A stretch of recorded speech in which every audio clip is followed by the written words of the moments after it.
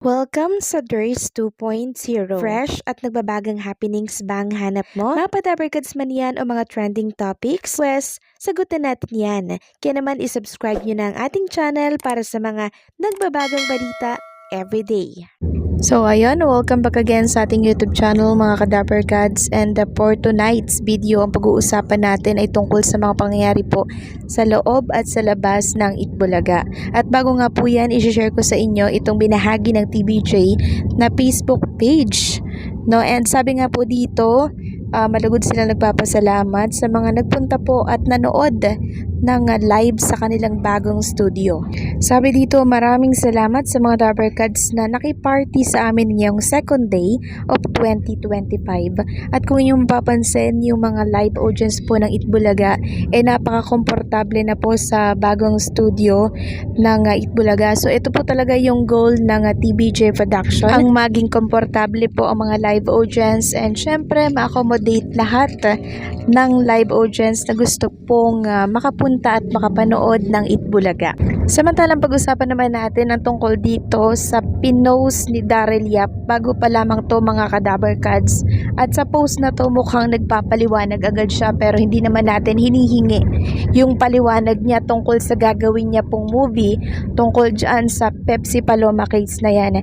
So ito po yung sabi ni Daryl Yap sa kanyang post: "My film, The Rapist of #Pepsi Paloma is not under tape ink.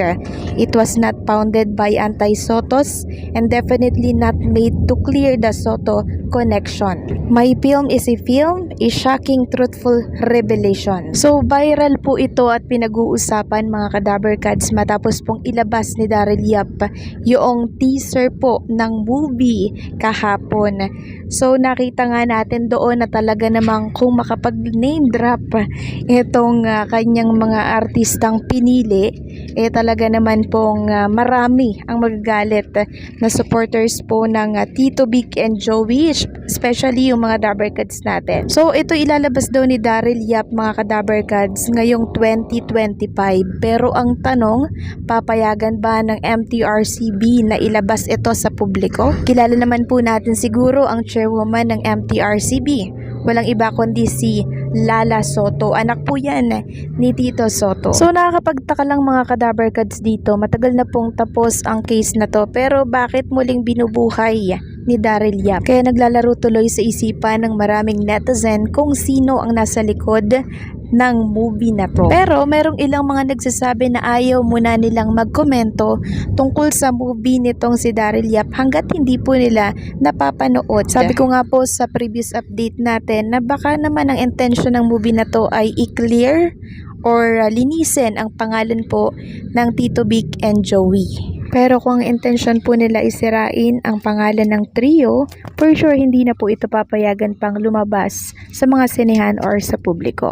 So hanggang ngayon, tikom pa rin po ang bibig nitong si Tito Soto or maging si Boss Joey De Leon. Hindi pa rin po sila nagkokomento tungkol dito. So possible na nakarating na din po ang balitang ito sa kanila, pero pinag-aaralan at nakikiramdam lang siguro kung ano po ang susunod na hakbang ng gagawing movie netong si Daryl Yap. Samantalang magdako naman tayo sa next topic natin tungkol ito sa movie po nitong si Bossing Vic Soto na The Kingdom, na second blockbuster po ito. No, so pangalawa po tayo. Although hindi tayo una, yung kay Vice Ganda po ang nangunguna dito sa gross. Pero okay lang yan mga kadabarkads, at least buhay na buhay po ang pelikulang Pilipino. And para po sa mga dabarkads natin na hindi pa po nakakapanood ng The Kingdom, nakapanoorin nyo na po ito hanggang showing pa until January 7, 2025 pa naman ito. And mapapanood na din po ito sa iba't ibang panig ng ating bansa. Nandyan ang 9 na bansa po na kung saan talaga naman pong kinuha itong The Kingdom para mapanood doon ang ating mga kababayan abroad. Samantalang talakayin naman natin ang tungkol dito sa trademark ng Itbulaga, na kung saan itong abogado nga po ng Tito Vic and Joey ay naglabas kanina lamang ng isang good news para po sa ating mga Dabarkads. Sabi po ni Attorney Buko de la Cruz, good news sa pagpasok ng bagong taon, dinismiss ng Court of Appeals ang apela ng taping tungkol sa Itbulaga. Sabi nga po dito sa write-ups ng Filipino Star, Court of Appeals affirms TVJ ownership of Itbulaga trademark. The Court of Appeals upheld a decision that recognized Tito Soto, Vic Soto, and Joe De Leon, collectively known as Host Comedy Trio TVJ, as owner of the Itbulaga trademark.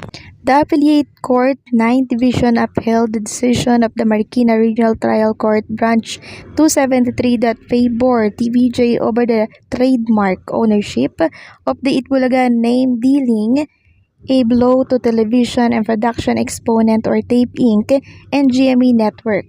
Tape said it would appeal the court's decision, and nearly a year later, the CE affirmed there were no errors in the initial ruling regarding the popular noontime variety show's owners. The CE appealed that Tape is liable for unfair competition and copyright infringement.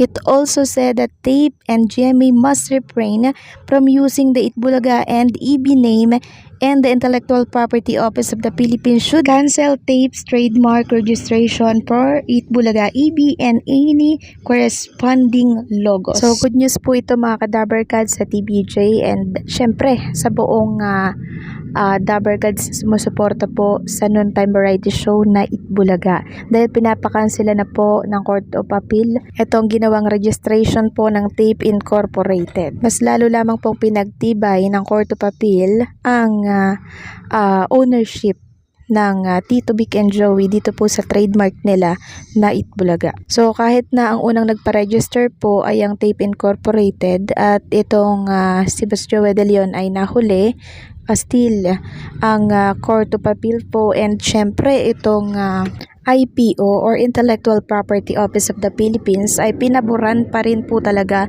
ang Tito Vic and Joey. So wala po talagang laban dito ang Tape Incorporated. And napakaganda pong regalo na to sa unang pasok pa lang po ng taon sa TVJ, and syempre sa mga Dabber Cats dahil finally mas magagamit na po nila itong trademark, itong logo po ng Itbulaga kasi talagang kanila po ito. And salamat rin syempre dito kay Attorney Buko de la Cruz dahil talaga namang sinamahan po ang Tito Vic and Joey sa simula una pa lang hanggang ngayon po andyan po siya.